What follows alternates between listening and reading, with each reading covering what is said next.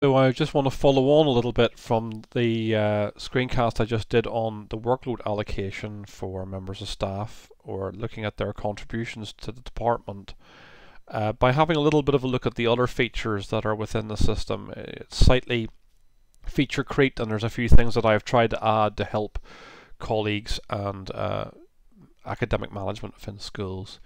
One of perhaps the most useful thing is in this tab here, which is tasks. When I go into the tasks at the minute, you'll see there's active tasks and archive tasks, and there's nothing at all appearing in here right now. So I'm going to click to add a task. What are tasks? Well, within most academic departments, there's a requirement to ensure that members of staff are aware of certain things that they should do or complete by certain deadlines, and it is usually a problem that we end up emailing those members of staff persistently until we try to get everybody to have completed a particular bit of work.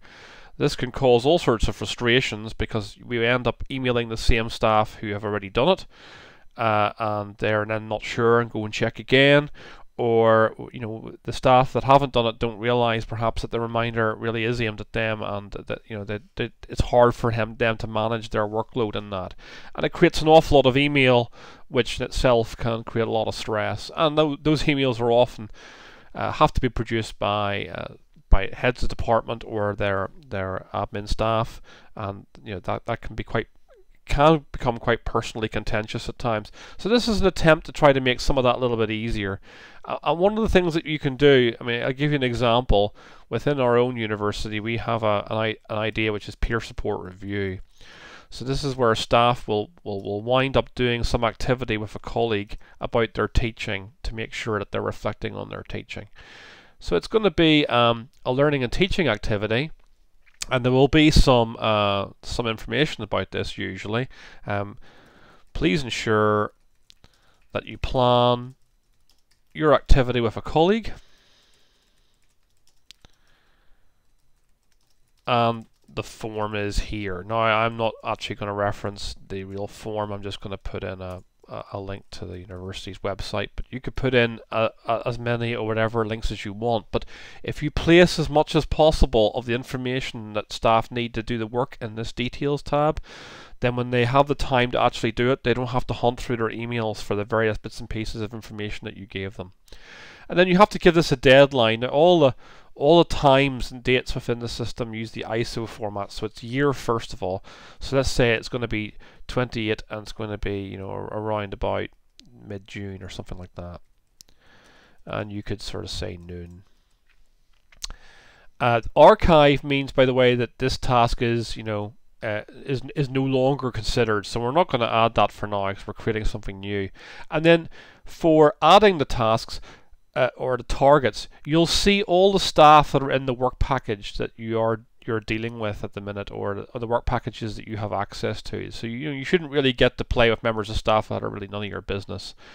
And you can select individuals, or 5 or 6 individuals if you want, or 1 or 2 by holding down Control or Command if you've got a Mac or whatever. But it is typically quicker just to say, yeah, I just want the entire academic staff in a school to be aware that this task exists. And as soon as that's created, what did I do? Yeah, okay, that was a bit stupid. I managed to create the deadline to be in the past, so that was pretty stupid, and it probably also means I need to think a little bit about that in terms of code. So there we go, that's a bit better. And we can see that the time left for this task is 9 months. This is a very long way, and you might put in a combination of tasks that are very far away and tasks that are much more imminent.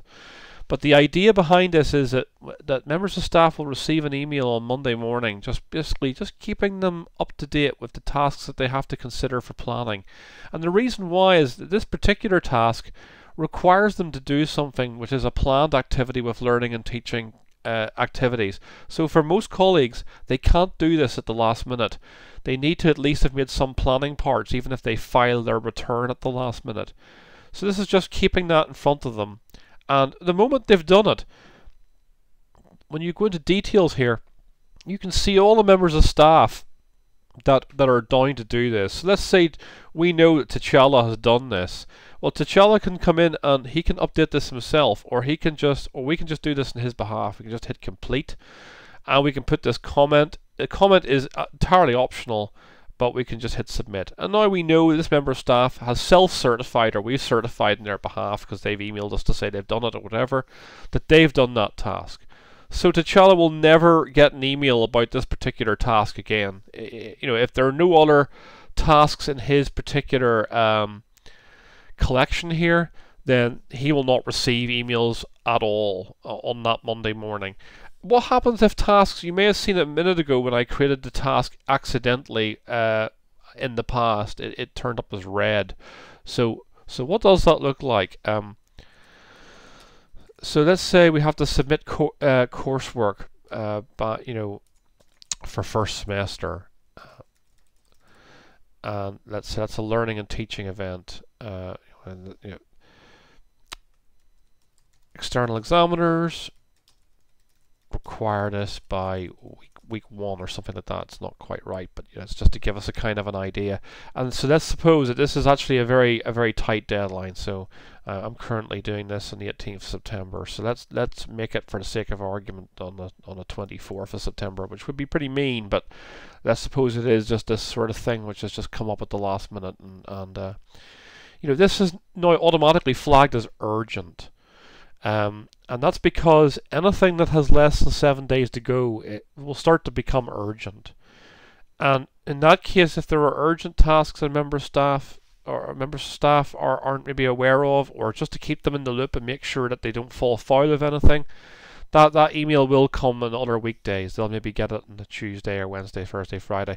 Again, as soon as they self-certify, it's done. And that's not done to pester people. It's just done to make sure that when staff are very busy and they have many competing issues, this helps them see what they might need to not forget that particular day, or build into some bit of time on that day if that happens. So so that's the task system. And we can, if we decide, the peer support review, for instance, or let's say we go back into this one and say, well, okay, we've given up on that. As many people are going to do it have done it, and we submit it. You can see it goes out of the active tasks, and no staff will get reminders about that anymore. That's just considered something that we're done with. But if you do want to do it, you can go back into the archive tasks and have a look at it. And by going into details, you can see who actually did complete it. In this case, because of course I created that and didn't have any completions, it's not exactly a roaring success. But you can go backwards and forwards, and it's easy then also for staff to go and just check for themselves when they did certain things, if they need that for any kind of paperwork for promotion or any other of those kinds of activities. So that's a quick look at the task management system within this system. I'm going to do another recording in a minute about the assessment system. Thank you very much.